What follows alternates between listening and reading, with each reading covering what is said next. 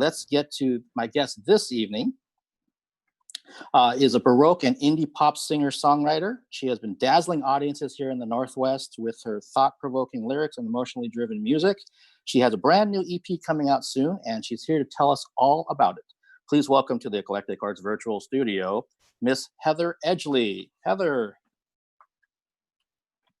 Hi, Mark. Thank you. Thank you for having me. Oh, thanks for joining Alice me. for letting me be a part of this. Yeah. Yeah, this is. I'm glad. It feels like we've been talking about this forever, getting this together. There's some back and forth. There was, talking about doing some email interview things, and then this opportunity came along. So, I guess first and foremost, where you're at in Seattle, are you safe right now? Are you in a good place? Yep, I'm in Seattle. I'm at home right now in Wallingford. Pretty quiet over here. I do know there's still protesting and marching happening in Capitol Hill, and I wish everyone there well and to be safe, to get the message heard. But yeah, not much happening in Wallingford. Okay, all right. And something that we were talking about, it was at least a month ago, that during this, well, at that time it was during the pandemic. Now we have all these other things on our plate as well. But it was how to find creative motivation, and that sometimes, like I'd use myself as an example, that my sleep schedule was all over the place. I was staying up late. Sometimes I knew I should be doing something. I felt like I should be doing something, but I just couldn't get motivated. And so I'm kind of wondering, do you have an update for yourself? Like, how are you doing with that? Is it kind of the same where you were a month ago? Have you found some, inspiration here and there? Yeah, it's definitely challenging. I haven't been working other than, kind of music projects and things. So I've definitely been off of a normal schedule. I more naturally am kind of a night owl. So that gets exaggerated, especially now when I don't have anything specific to do in the morning. So I'll just stay up and up and then sleep in into the afternoon. And then I'm on this like kind of reverse schedule that's really hard to get off of. But lately, when I've become focused on a few music projects, or when I've seen things like online contests like the Tiny Desk, or just other specific things for content, working on my EP, and I have kind of specific deadlines, that gets me a little bit more focused and motivated during the day to get things done. So I think creating some structure for myself definitely helps, and having music projects helps. But I would say 100%. I mean, I've kind of accepted the night owl status right now. So, and because I'm just kind of like, what are the consequences? It's getting light out longer at least, versus in the winter time when it's dark at 5. So at least now I'm like, well, if I wake up in the afternoon, I still have till like almost 9 p.m. for the sun to be out. But yeah, definitely trying to get motivated to use all of this extra time for music, because that's a huge opportunity, even though things are crazy and it's unfortunate that the world is pretty closed, but it also is a benefit to having just a lot more time to try and focus on writing and music projects. And I'll admit I'm not always fully productive, because I kind of do need a little bit of structure and pressure to like make something happen. So I have to either create that myself or just see opportunities and take advantage of those opportunities. And that sometimes has its own deadline that makes me be productive. Yeah, no, that makes perfect sense. And like I've talked with other guests on the show, that getting to that point of being okay to be productive at certain times, and also sometimes not being productive, because I think all of, especially creative people, they have that kind of devil angel thing on their shoulder about like, you've got all this time, you should be doing all these things that you said you were going to do, 6 months ago. And then the other side saying, if you're not quite there, mentally or emotionally or whatever, it's okay just to kind of tune out or turn on Netflix or whatever you want to do. And then, see where you're at later that day or even the next day. I think it only becomes an issue where it's like, if it's several days or weeks where it's like, okay, you haven't done anything. Now you kind of have to kick yourself in the butt and kind of get something going. And I'm guilty of that myself. It's like, it was hard to say it's okay to spend the day not doing things that I had planned in my head of, you're going to do this review and you're going to do this. Like yesterday, for example, I knew that I wanted to spend time to disconnect from social media and really try to focus on the issue at hand. But then in the back of my head, it's like, no, you have this film you have to watch and you got this thing you're supposed to be doing. It's like, I didn't do any of those things. I ended up spending the time that I thought was the right way to do it, and then still kind of vegged out around 10 o'clock, 11 o'clock at night, and I'm okay with that. Yeah, finding a balance is definitely important, and forgiving yourself for that. I think I try to keep an ongoing list of kind of the projects and things I have upcoming, and as long as I can accomplish like one or two of those things each day, even though it's like, yeah, I'm not being the most efficient, I have this whole day and I only did one or two things, but at least it's like, okay, I was productive in that way, and then I'm showing self-care in this other way, and then I'm also just living life. You got to do your normal just daily tasks in addition to kind of taking it easy and then finding ways to be productive. Yeah, no, I agree. So let's kind of go back for those, well, even for myself, about your background. So I know you're from the Pacific Northwest, but I don't know like where you were born, raised. When did you start getting interested in music? So if you can spend some time talking about your background, please. Yeah. So I grew up mostly in Bellingham, which is about an hour and a half north of Seattle area. And I moved to Seattle right after graduating high school to come to university down at University of Washington. So that's what brought me to Seattle initially. And music has always been a big part of my life, at least internally. And I started writing songs and lyrics when I was really young.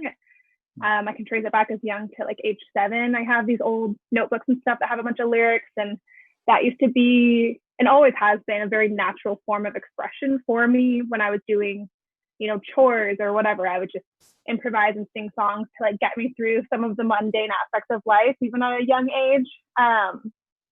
But it wasn't really encouraged as more than kind of just a hobby. And so I internalized that a little bit. Music felt like this impossible pursuit and career path. So it was something that I always had. It was the way that I expressed my feelings and my thoughts and processed through life, but it became very private, and I wouldn't really share music, play music for anyone. I did put myself out there a couple times for school talent shows, but I only played piano compositions. I wouldn't sing in front of people. So it wasn't, but it was always in the back of my mind as something that I really wanted. And I think, being a singer or doing some sort of entertainment job is kind of normal for kids to say that they want that. And maybe easy for parents to kind of dismiss of like, okay, you'll think of something more practical, like as you get older. But for me, it was something I really always felt that I wanted. And when I went to school, I was kind of feeling a lot of pressure to find some alternate path, some sort of realistic, like stable job. And I had some interest in going into law.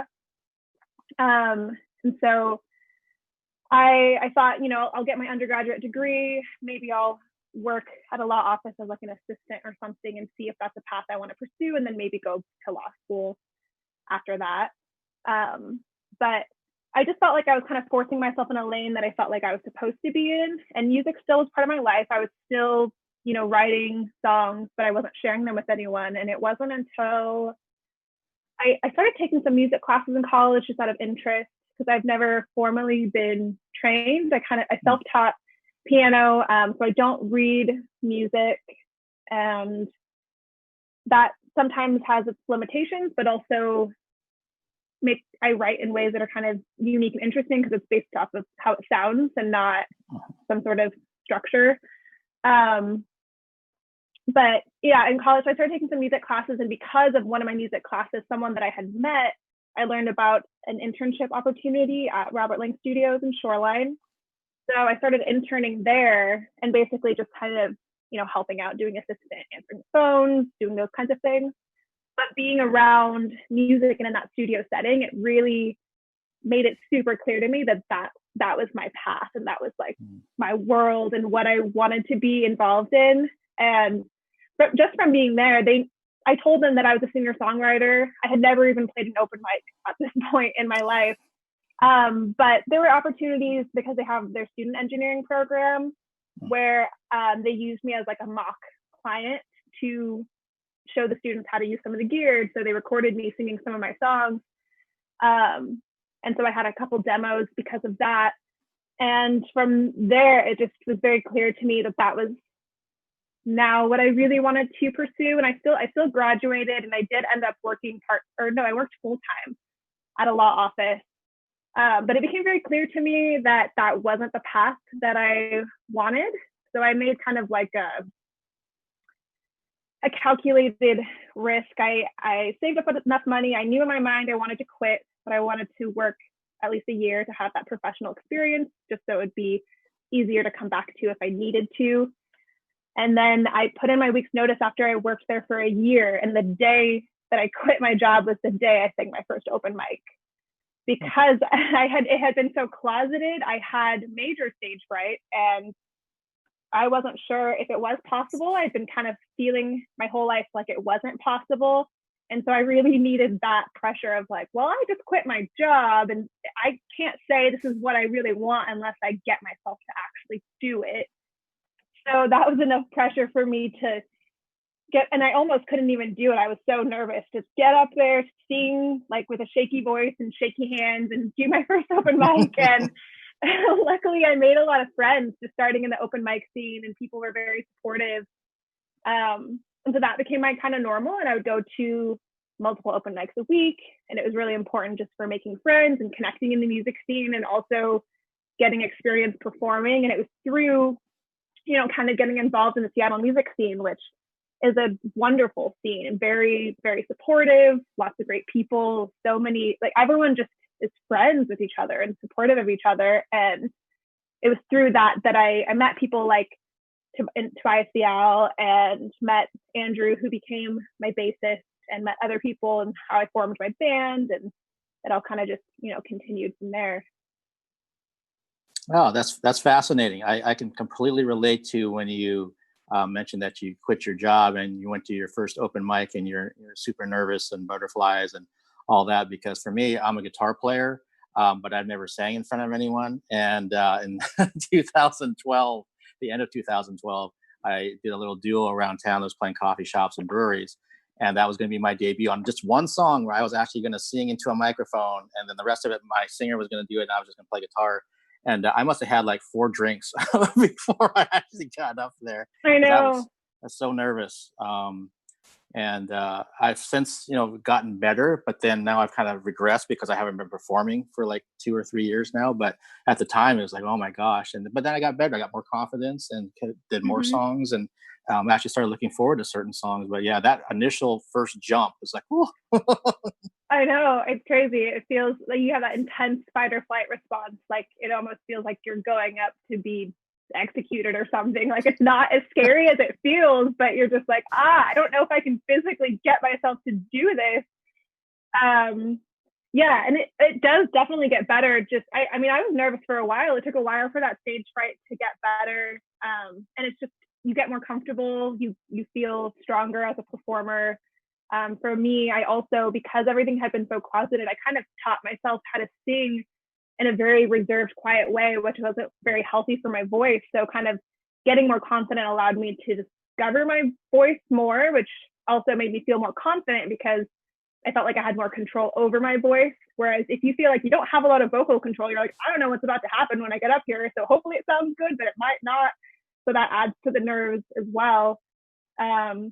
And then playing with a band too adds a whole nother dimension of dynamics that makes me like, you can get into the music more, you feel more confident, you're not up there alone. So I still, even now, like I'm a lot more comfortable performing because it's been several years now that I've been performing, but I still sometimes I get more nervous now when I do a solo performance because I'm used to playing with the whole band. So that's interesting because I'm like, oh, now the whole focus is just on me instead of like the whole energy of, everyone together.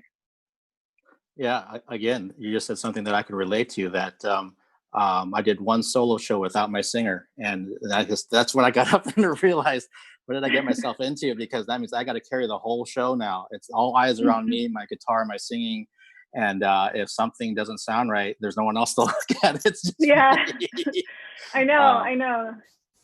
Yeah, I feel that pressure too. And I'm like, I want all of my songs to be able to stand on their own at the bare minimum of the lyrics that I wrote and the vocal and piano melodies that I wrote. And if they can't stand on their own, then I think it's probably not a very good song. But I also am like, you don't even know what you're missing with all of the drums and other instrumentation I have. It just sounds so great. So sometimes I just feel, like it's not going to be as good or as captivating when I'm performing it solo. So I have to try and, figure out other ways to kind of really connect to the music so that it's still a captivating performance for the audience without all of the other layers. Mm-hmm. Which is very well said. I want to show your clip that you recorded for us, and so can you set it up? Can you tell the audience out there what they're about to see? So this video I actually recorded in my living room. I don't know, a month or so ago. My perception of time is a little more wonky now. And this is a song. It's not going to be on our next EP. This is a song I wrote a little over a year ago or so. And it's a song about heartbreak. It was a song I didn't want to write. I don't know if other people relate to just if you're in those emotions so much, you're kind of like, you don't want to give the other person the satisfaction of like being an influence in your creative process, but it also is like there's all these emotions stirred up, you kind of just have to get them out. So I was kind of resistant to writing the song, but then once the idea came to me, which the song is called The Cure, it was kind of a unique perspective for me a little bit on like how a breakup feels and how when you're in like the real peak kind of pain, you wish there was just some sort of like magic cure or pill you could take to just kind of like wipe your memory. Like that would be easier than having to continue to deal with these emotions. So that's kind of, Okay. So, hey, if the Alice folks down in LA can roll the clip, that would be awesome. This is Heather Edgley, everyone.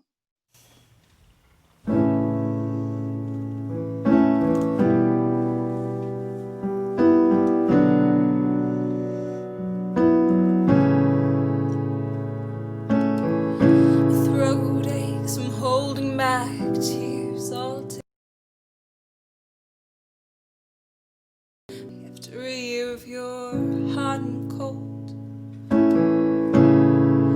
and once you could me, but now it's like you've erased me from your mind. I thought we just needed a little more time to get love on our side. It looks like you did and are doing make it look so easy. Moving on from me was your secret. 'Cause you look happier with her. What was your cure?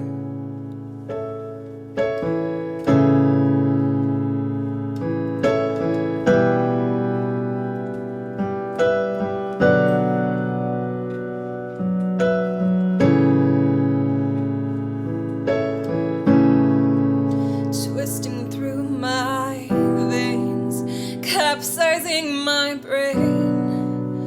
You infected everything. The ruins you left in my chest are spreading through my limbs like poison. My white flag was waving. You sailed by, saving only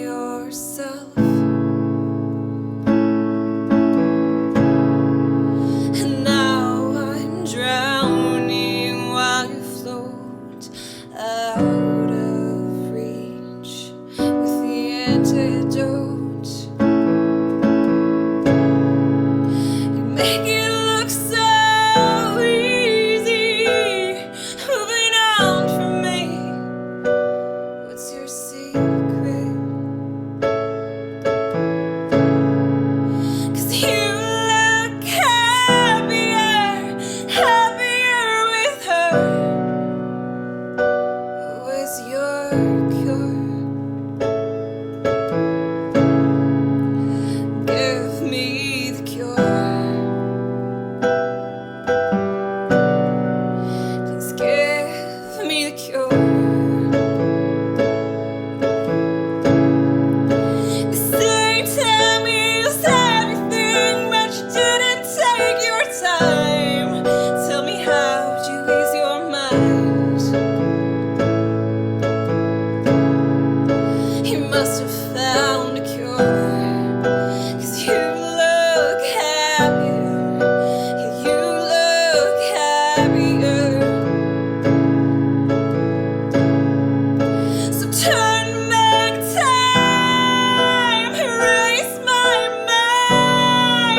Inject me with the cure. Extract everything. Side effects don't scare me. This is my Hail Mary, 'cause I'm barely holding on. Resuscitate me. Let it save me, 'cause I don't think time can save me first.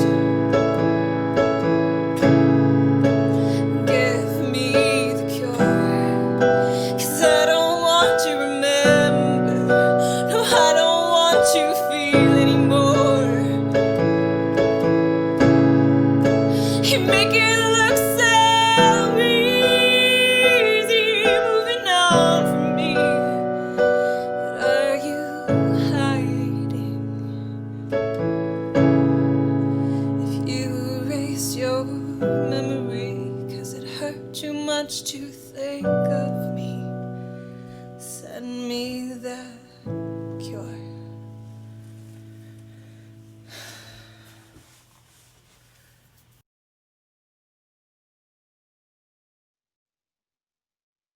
Okay, well, that was beautiful. Thank you. Yes, and you're really going for it. It's really heart wrenching in parts of that. I was like, oh my. Yeah, I know. You can see why I maybe didn't want to write it, but it's kind of like, gotta get it out, I guess. Right. So, hey, we've got about 4 minutes. I definitely want to start talking about your new EP that you've been working on. It's going to be coming out soon. So, what can you tell me about it? What kind of things are lyrically going on, and when are we going to be seeing this EP? So the EP itself is called "Losing My Mind." It's going to be released July 25th, I believe. It's the last Saturday of July. At least digitally, it's possible doing a live stream as well as a band, depending on how the COVID situation is doing and what things are open and everything. But yeah, so I have 2 singles that are released currently that will also be on the EP, which are Circus Lights and Sky. And the rest of the EP, it's kind of the reason why it's titled "Losing My Mind" is it's kind of about this part, this moment in time in my life where there's a lot of questions about, who I am as a person, what I want, and kind of tying back to my journey kind of into music and how there's all these pressures of do something responsible that's not music. And, it's all these kind of internal battles of who you're supposed to be or who you should be with versus who you actually are, or the things that you want versus the way that things are, and kind of those internal conflicts that kind of just make you feel like you're losing your mind. You're trying to figure out who you are and what your identity is with a lot of external information. So I think the songs reflect that a lot. The first single, Circus Lights, is also kind of a story about my journey into music, and about how it was told to be an impossible dream, and me kind of being like, all right, well, if it's impossible, I'm still going to do it anyway. If pursuing music is kind of like running away and joining the circus, I'm going to go run away and join the circus. And I think there's, without being able to get more into detail or show specific parts of the song, it's kind of hard. But I do want to give a shout out to all of my band members, current and past. There's a lot of people that really helped make it what it is and what it's going to be, because like I said, all my songs start out with just me singing and on piano, but my current band, Chris Lemmings, he plays the drum, Andrew Gumko on bass, Dylan Mines on the erhu. Sean Crawford is our current guitarist, also amazing. And Marcelo Segura played guitar on the EP. Jim Marcotte played guitar on the EP. Matt Coleman played drums on a couple songs on the EP. Corey Cavazos on cello, lots of other people that helped contribute to make it what it is. And we're really excited to share it. I'm hoping that we'll be able to tease some more of the songs on the radio or whatnot before the release, but you can also check out the 2 singles that are out there right now. Okay, sounds awesome. And we've got about 30 seconds. So where can people find you online? What should they be looking for? Everything's under Heather Edgley, Edgley. I have Instagram, I have a Facebook page, I have a website, heatheredgley.com, that has everything kind of compiled in one place. So I'm also on Spotify, YouTube, pretty much all the socials. Okay. Well, Heather, thank you so much for taking the time today. It's awesome to get to know you better. And I'm so looking forward to the EP release in July. And please stay safe out there. Yeah, thank you. Thank you so much for having me. All right. Have a good night. You too. Bye. Bye-bye.